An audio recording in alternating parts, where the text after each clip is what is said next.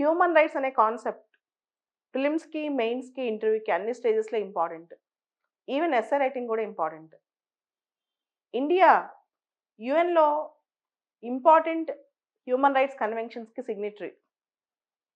United nations ఆర్గనైజేషన్‌లో human rights సంబంధించి చాలా పెద్ద చరిత్రే ఉంది. December 10th, 1948 universal declaration of human rights. ఆ రోజు డిక్లరేషన్ చేశారు. అందుకనే మనం ప్రతి సంవత్సరం డిసెంబర్ 10th హ్యూమన్ రైట్స్ డేగా జరుపుకుంటాం. ఇంటర్నేషనల్ హ్యూమన్ రైట్స్ డేగా. అదేవిధంగా covenant on civil and political rights 1966, covenant on socio economic rights 1966, CEDAW అంటే convention on elimination of all forms of discrimination against women CEDAW 1979, UN convention on child rights 1989, UN convention on disabled rights, UN convention against apartheid, UN convention to protect the rights of stateless people. ఇలా మానవ హక్కుల కోసం యుఎన్‌లో చాలా conventions ఉన్నాయి. వాటికి అనుగుణంగా India చట్టాలు కూడా చేసింది. అట్లాంటి ఇంపార్టెంట్ చట్టమే హ్యూమన్ రైట్స్ యాక్ట్ 1993. మనకి హ్యూమన్ రైట్స్ యాక్ట్ 1993 ప్రకారం national human rights commission, state human rights commission, human rights కోర్టులు ఏర్పాటు అవ్వబడ్డాయి. నేషనల్ హ్యూమన్ రైట్స్ కమిషన్ సుమోటోగా కూడా కేసులు తీసుకోవచ్చు. అంటే ఎవరు కంప్లైంట్ ఇవ్వకపోయినా తనకు తనే కేసులు యాక్సెప్ట్ చేయొచ్చు అనమాట. పేపర్‌లో చదివో, విషయాన్ని తెలుసుకునో కేస్ టేకప్ చేయొచ్చు. అలానే ఎన్‌హెచ్‌ఆర్‌సీ ఎక్కడైతే హ్యూమన్ రైట్స్ వయోలేషన్స్ అవుతున్నాయో అక్కడికెళ్ళి ఇన్వెస్టిగేట్ చేయొచ్చు. అలానే జైల్స్ కానీ, ఏదైనా హోమ్స్ కానీ విజిట్ చేయొచ్చు. హ్యూమన్ రైట్స్ సంబంధించి ఎలాంటి ఫ్యాక్టర్స్ హ్యూమన్ రైట్స్‌ని అబ్స్ట్రక్ట్ చేస్తున్నాయో ఆ ఫ్యాక్టర్స్‌ని కూడా ఎన్‌హెచ్‌ఆర్‌సీ స్టడీ చేస్తది. అలానే గవర్నమెంట్‌కి రికమెండేషన్స్ కూడా ఇస్తది.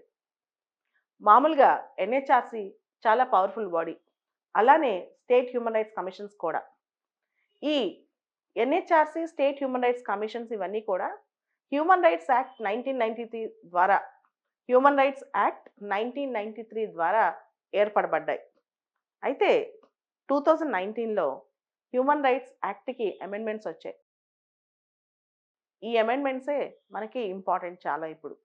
మొదటిది నేషనల్ హ్యూమన్ రైట్స్ కమిషన్‌కి చైర్మన్ సుప్రీం కోర్ట్ చీఫ్ జస్టిస్‌గా చేసుండాలి. అంటే జనరల్‌గా మాజీ సుప్రీం కోర్ట్ సీజేఐ మాత్రమే ఎన్‌హెచ్‌ఆర్‌సీకి చైర్మన్ అవ్వగలరు. అయితే అన్ని సందర్భాల్లో సుప్రీం కోర్ట్ చీఫ్ జస్టిస్ అందుబాటులో ఉండరు కాబట్టి దొరకపోయినా అలాంటి పరిస్థితిలో either the supreme court chief justice of India who has been a CJ of supreme court or judge of supreme court ఎన్‌హెచ్‌ఆర్‌సీకి చైర్మన్ అవ్వగలరు. ఇది ఫస్ట్ చేంజ్. అలానే స్టేట్ హ్యూమన్ రైట్స్ కమిషన్స్‌లో చైర్మన్ మాజీ హైకోర్ట్ ప్రధాన న్యాయమూర్తి ఉంటారు. అంటే chief justice of high court who has been the chief justice of high court. దాన్ని కూడా మార్క్ చేశారు. చీఫ్ జస్టిస్ ఆఫ్ హైకోర్ట్ కానీ, హైకోర్ట్ జడ్జి కానీ ఎవరైనా నియమించవచ్చు. రెండోది ఏంటంటే 10 సంవత్సరాల పైన ఎవరికైతే ఎక్కువగా హ్యూమన్ రైట్స్ విషయాల్లో ఎక్స్పీరియన్స్ ఉందో, ప్రాక్టికల్ ఎక్స్పీరియన్స్ ఉందో, ఆహ్, వాళ్ళు ఎవరికైతే అనుభవం ఉందో ఇద్దరిని మెంబర్స్‌గా తీసుకుంటారు. సెలెక్ట్ చేస్తారనమాట. సో, ఇప్పుడు దాన్ని ముగ్గురు చేశారు. ఎవరైతే హ్యూమన్ రైట్స్‌లో ఎక్స్‌పీరియన్స్ ఉందో, స్పెషల్ నాలెడ్జ్ ఉందో, ఇప్పుడు కొత్త చట్టంలో ఇద్దరిని కాకుండా ముగ్గురిని చేశారు. ఈ ముగ్గురిలో ఒకళ్ళు ఖచ్చితంగా మహిళ అయ్యుండాలి. So, 1 person should be women అనమాట. తర్వాత national commission for SC, national commission for ST, national commission for women వీళ్ళందరూ కూడా హ్యూమన్ రైట్స్ కమిషన్‌లో సభ్యులుగా ఉంటారు.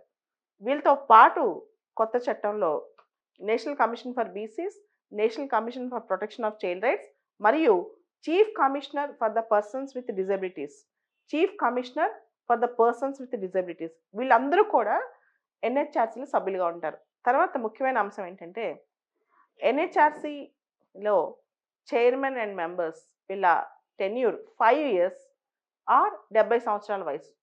టెన్యూర్ 5 సంవత్సరాలు లేదా 70 సంవత్సరాల వయసు. ఏది ముందు అయిపోతే అది. అయితే ఇప్పుడు దాన్ని 3 ఇయర్స్‌గా చేంజ్ చేశారు. So, NHRC chairman and members వీళ్ళ tenure 3 years. State human rights commission గాని, నేషనల్ హ్యూమన్ రైట్స్ కమిషన్ గాని ఇప్పుడు ఇంతకుముందు పదవీ కాలం 5 సంవత్సరాలు అయితే ఇప్పుడు 3 సంవత్సరాలు చేశారు. ఇంతకుముందు రీఅపాయింట్మెంట్స్ ఉండేవి కాదు. ఇప్పుడు రీఅపాయింట్మెంట్స్ కూడా ఎలిజిబుల్ చేశారనమాట. దాంతో పాటు ఇంకా ముఖ్యమైన అమెండ్మెంట్ ఏంటంటే యూనియన్ టెరిటరీకి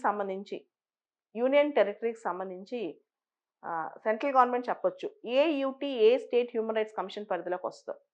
అదేవిధంగా ఢిల్లీ మాత్రం ఎన్‌సిటీ కాబట్టి, ఢిల్లీ క్యాపిటల్ కాబట్టి, ఢిల్లీ హ్యూమన్ రైట్స్ ఇష్యూస్ మొత్తం ఎన్‌హెచ్‌ఆర్‌సీ పరిధిలోకి వస్తాయని కూడా పేర్కొన్నారు.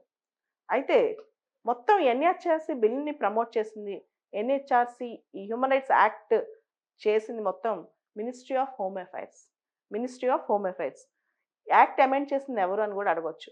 Ministry of home affairs. అదేవిధంగా ఎన్‌హెచ్‌ఆర్‌సీలో సెలక్షన్ ప్రాసెస్‌లో ఎవరుంటారు? ఎవరు చైర్మన్? ఎవరు మెంబర్స్? ఈ 3 ఔట్‌సైడ్ మెంబర్స్‌ని ఎవరు నిర్ణయిస్తారు? వీటికి ఒక ప్యానెల్ ఉంటదనమాట. ఈ ప్యానెల్ కాంపోజిషన్ కూడా గుర్తుపెట్టుకోవాలి. దానిలో ప్రైమ్ మినిస్టర్ ఉంటారు. యూనియన్ హోమ్ మినిస్టర్ ఉంటారు. ఎన్‌హెచ్‌ఆర్‌సీలో చైర్మన్, మెంబర్స్ అపాయింట్మెంట్‌లో ఎవరెవరు ప్యానెల్ ఉంటారు? ఒకటి prime minister, union home minister, speaker of Lok Sabha, deputy chairman of Rajya Sabha, opposition leader in Lok Sabha, opposition leader in Rajya Sabha. వీళ్ళందరూ కూడా నేషనల్ హ్యూమన్ రైట్స్ కమిషన్‌లో అపాయింట్మెంట్స్‌లో ప్యానెల్‌లో ఉంటారు. ఈ ముగ్గురు ఔట్‌సైడర్స్‌ని చైర్మన్ సెలక్షన్‌లో వీళ్ళుంటారనమాట. సో, ఇవన్నీ కూడా ఎన్‌హెచ్‌ఆర్‌సీలో వచ్చిన ఇంపార్టెంట్ అమెండ్మెంట్స్. ప్రపంచవ్యాప్తంగా హ్యూమన్ రైట్స్ చాలా ఎక్కువగా ఈ మధ్య కన్సర్న్ చూపిస్తున్నారు కాబట్టి, హ్యూమన్ రైట్స్ వయోలేషన్స్ కూడా ఎక్కువ జరుగుతున్నాయి కాబట్టి, దేశంలోనే కాదు ప్రపంచవ్యాప్తంగా హ్యూమన్ రైట్స్ కమిషన్‌లో వచ్చిన మార్పులు ఖచ్చితంగా చూసుకొని పరిష్కెళ్ళాలి.